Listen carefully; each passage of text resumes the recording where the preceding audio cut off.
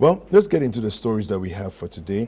The first one we want to look at is regarding the 2024 elections. In fact, most of the stories are regarding the 2024 elections. Mahama jabs economic management team over current hardships. Now, let me just read a story from the Daily Analyst, and want to look at what it is that the president is, the former president and the flag bearer for the NDC is saying here. Now it says here on page 4 of the paper, former president and flag bearer of the opposition National Democratic Congress, John Dramani Mahama, says he has the men to fix the mess the current Akufo-Addo government has created. Now, speaking during a visit to the overlord of Dagbon, Yana Abubakari Yakubu II, on Monday, February 5th, the former president Mahama said that the NDC has the human resource to turn around the fortunes of the country and reduce the hardship that Ghanaians are burdened with currently. Now, and I quote, "Today, our country, Ghana, is in crisis. We all know the hardships, pains, and sufferings people are going through. So the elections of 2024 this year is one of the most crucial elections in the history of Ghana. We need a competent, selfless, honest, truthful government that will come and lead Ghana out of the mess into which we have been thrown by the Akufo-Addo Bawumia government. I am confident," he said, "that the NDC has the men and women to turn around our fortunes, around and make Ghana stand back on its feet." And the story goes on there, and you can go and read that. Let me just start with Mr. Sebgefia here. Some might say, considering that the flag bearer, your flag bearer, has had an opportunity at national leadership previously, and under a certain cloud of, should I say maybe the Ghanaian population decided that we didn't want him and so voted him out. He has another opportunity per our constitution, so he's coming back again. What's going to be different this time? Where were the men that he says he has back then so that he would, I don't know if I'm making any sense, so that he would have not been voted out at the time that he was? Okay. First and foremost, can I say good morning to you once again and to my colleague, and more importantly, or equally importantly, to our cherished viewers and listeners. I think that I'll turn your question on its head. Okay. Please feel free. What has he done that has not been done worse by this current government? Okay, interesting. It's a question of comparison. There are records of where he took us, where he left us. Yeah. And we now have a record of an 8-year almost term of President Nana Addo Bawumia governance. And there's absolutely no comparison. Let me get rid of the elephant in the room, which is the bugbear of COVID and the Russian-Ukraine war. The whole idea of governance is to be able to manage difficulties. No government has been that has had plain sailing from Rawlings to Kufuor to Mills to Mahama. Mahama's inherited a cumulative effect of doomsday and was able to fix it by the time he went. And it was still used as propaganda by our opponents. So if you talk of, just even say there's a crisis, COVID and whatever, you are not saying anything that is not expected of a government. A government is there to solve problems. Yeah. The NPP was lucky because their crisis affected the whole world. Doomsaw was Ghana. Yeah. Russia and Ukraine COVID was the whole world. So they have absolutely no excuse in trying to explain why our position is worse than the rest of the world, or most people in sub-Saharan Africa. Why is that the case? Okay. So when you look at it in that perspective, then you can say, even if he does nothing, his record is better than theirs. Assuming he came to do what he has done, his record is 100 times better than theirs. Now let's look at the record. Inflation. Let's look at the macroeconomic indicators. None of them compare to the period of John Mahama. Exchange rate, which was supposed to have been arrested by Baumia, it started going up again. Oh. It has started its upward trajectory. But some analysts is saying that it will just be a marginal increase. It's not going to go much. It will be very slight compared to usual, typical that is even sad. Years. That is even sad. So now we accepting it as if it's a norm. You understand? That for me is where the sadness comes. We don't have, because, and if you juxtapose this against the promises of the NPP, they have no leg to even stand on. Why? We were the devil's walking around. Nothing could go. Mahama has done this, and you have been able to reach an inflation rate in your 8 years of 54%. You are in the 30s. Interest rates, we can't talk about it. We have got haircuts. Our debt to GDP ratio is out. We cannot service. We have failed. In fact, let me correct that. The NPP has failed Ghanaians. And when you add their promises to it, I mean, then there's no, you don't even have an argument. You must also understand that this is a government that set a record in terms of revenue that was left for them by the one they say is incompetent. 3 oil wells, unheard of. 3 oil wells. We had 1. By the time we had gone, we had put 2 in place. So by July to August of that year, they had another 2. And that was the basis upon which they had also forecast that our growth, GDP, would increase, which it did. Yeah. So where is the money? Or as the advert says, we don't seem to, there has been no proper management of the situation.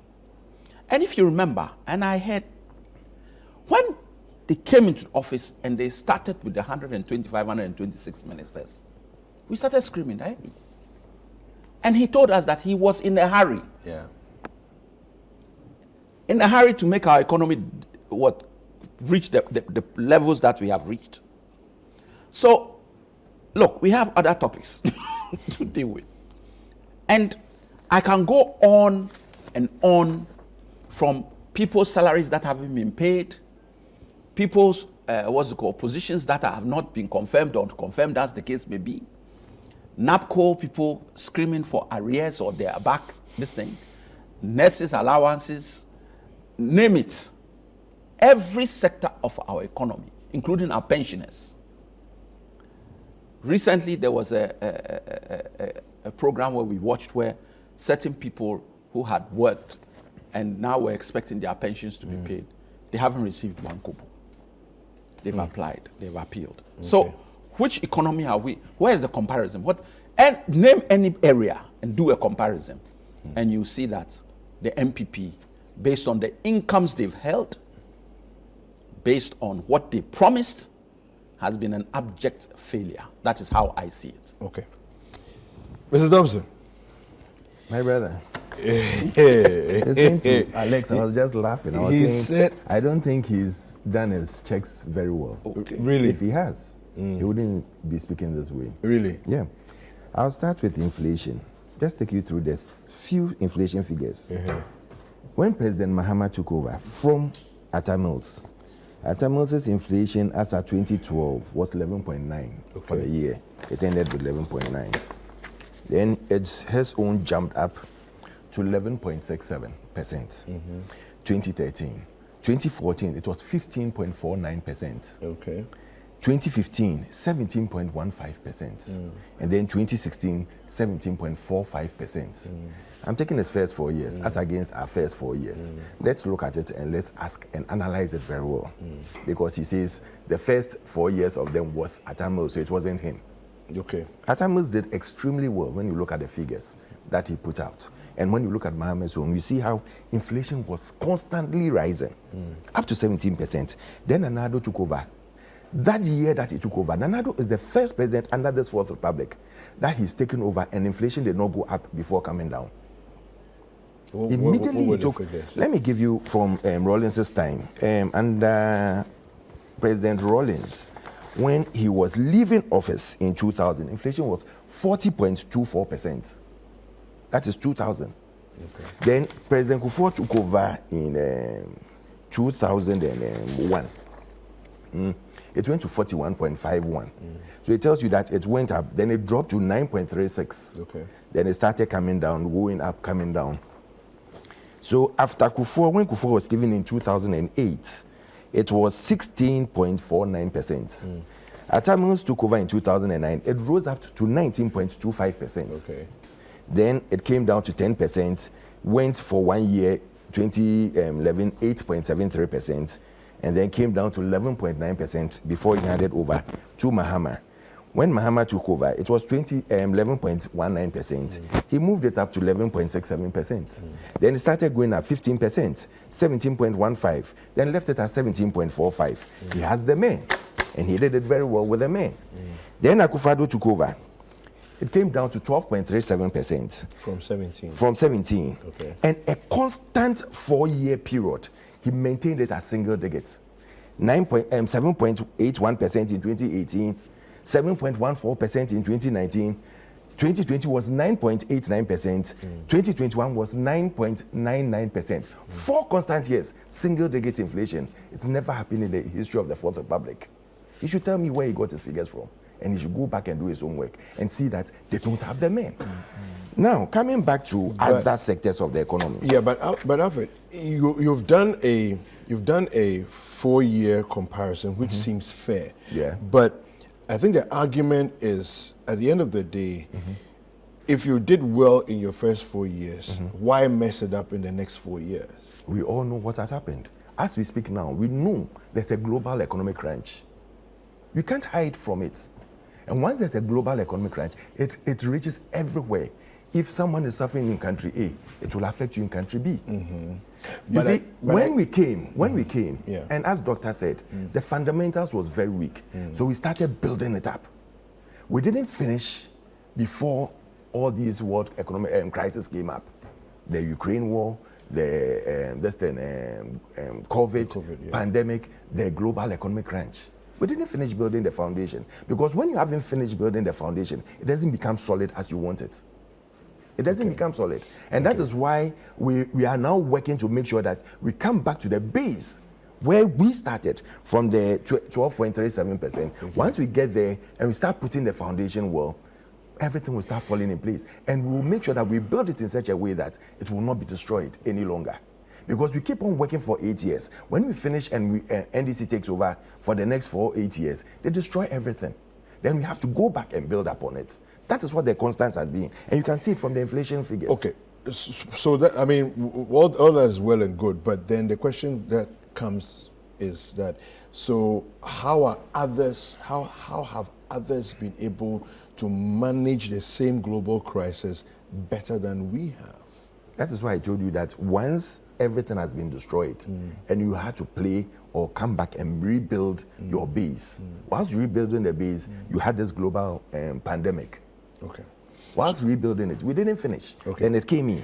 So it tells you that we were trying to drop it to the barest minimum, where now we can cement it and then start on a good note. Then we had a challenge.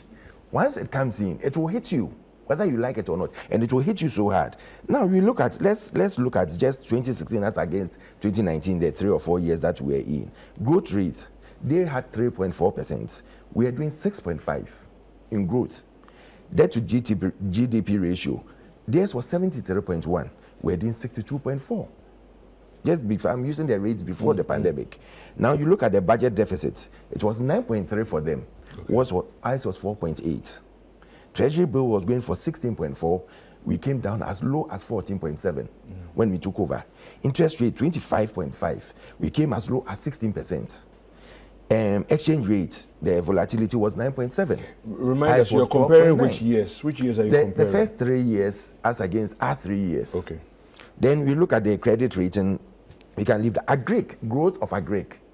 Their growth of agric was 2.9%. 2.9. We were doing 4.6. When it comes to industry, they were doing 4.3. We did 6.4 by 2019. Service 2.8. We did 7.6. So where are they? What are they talking about? That they have the men. Where were the men when all these things were going wrong? Where were the men when the economy was going into shambles? Where were the men when people's businesses were closing? Where were the men when Doomsaw was like a toffee that every child was licking?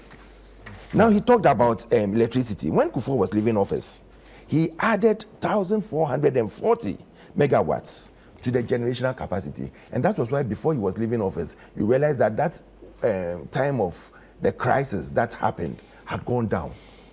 When they came, they looked at it and they found a cash-making cow. Let's go and lick. Let's go and drain the economy. Let's go and finish it. So they decided that let's go on a Doomsaw spree. Doomsaw was self-inflicted under NDC. Because when Kufuor was leaving, the build dam was 400 megawatts. The thermal plant TT1PP was 126 megawatts. TT2 was 49 megawatts. Osono, now Senate, was 126 megawatts. Songo Asogli was 200 megawatts. Takrade 1 power plant T1 Abuaze was 132 megawatts. Akosombo additional hydropower was 108 megawatts, and the mines reserves was 80 megawatts. He added all this before leaving office and gave it to you. So you needed to build upon it, not to destroy it and make money out of it.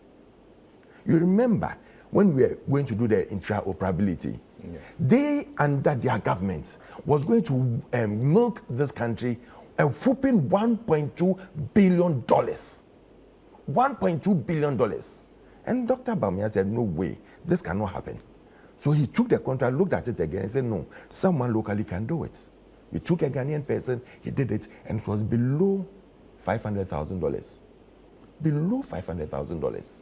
We could have decided that if you wanted to milk the nation, we can just take about $1 billion and just give the country back $200 million. But we didn't do that. We're thinking about this country. And that is why I'm calling upon the middle class people. I'm calling upon the Ghanaian to rise up and look at how things are. Yes, there are challenges. We will not run away from that. We will not shy away from that. And we are all included in the challenges. Because when they were borrowing, and they borrowed over $21 billion, they did not see or did not see anything wrong about that. Up to now, since we took over, payments and everything, we've borrowed about $13 billion, 13.45. Let's even round it up to $14 billion. We've done payments and everything. And we are at a whooping $13 billion. And you come and tell us that we've overborrowed and we haven't done anything. We have nothing to show for. That is where I have a problem with them. Okay. Because their campaign and their everything is full of lies and deceit.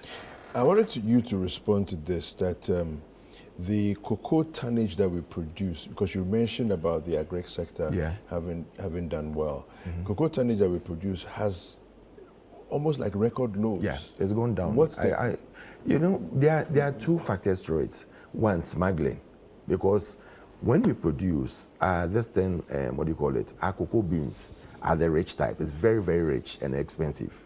So people or the farmers find it convenient to sometimes, you saw even some of the trucks that were smuggling it out of, they get more money. We give them the fertilizer, everything that will help them do it. And when you pay them, you take it out of it. So in order to dodge all these things, they prefer to smuggle it. Now, put that aside, we also know that galamsey has caused a problem in our cocoa sector. It has worried us a lot. We're still fighting it. We're still making sure that we put things together to come out of that. Okay. And Doctor, in his speech today, you hear about his fight for galamsey and how we should bring things together to make this country work again. All right. Alex. I just want to respond to some of the distortions As they usually do. have come out. One, his comparison is wrong. Woo. Your comparison is wrong because you are using Mahama's 4 years as if it's the NDC's 4 years. Okay. Oh. NDC was in power for 8 years. Yes.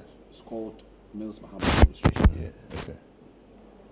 Nana Addo Bawumia administration. So to take from the start the second 4 years and use our against your first 4 years. From the onset. 4 years is 4 years. Yeah, but you can't 4 years use is your 4 second years. 4 years as against our first. It's a new person. Then use Yeah. the 8 years. New person. I agree with Use that. the No, 8 it's a years. new person entirely. No, it's not It's a the new person person it's not entirely. about- we are talking about We are talking about a a new leader. government that was in power. Yeah. And we have never ever said that Mahama ran away from the first 4 years of Mills. He has never said it. Oh, this yes. is your several times. I can machination. quote you so many places that he this said is it. your in. machination. He has never. Let me quote we you. have always said Mahama Mills administration. No. So for you to try and give the impression that Mahama has, and it is Bawumia who's running away from Nana Addo's record. We've never run away. He is running away from We it are now. still with That it is and the we stand truth by of the it. matter. And so once your comparison is wrong, every conclusion you have come to, for me, is wrong. Then the figures you are churning out, look, the longest single-digit deflation in the country was under Mills. Never.